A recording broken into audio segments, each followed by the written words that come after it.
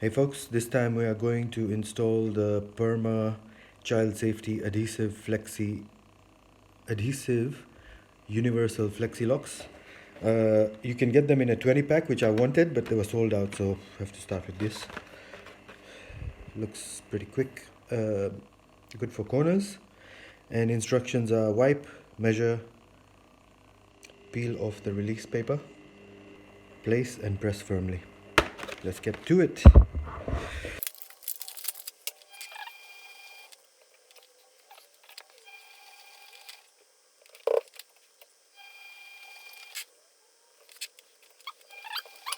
That's pretty good. My son's not that strong, so hopefully it holds up. If any updates, I shall post in the video.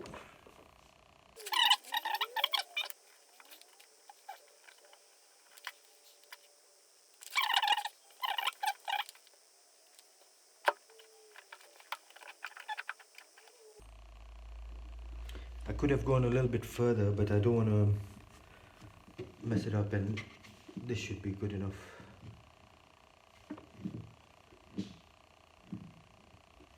We'll see how this goes. Thanks for watching. See you soon.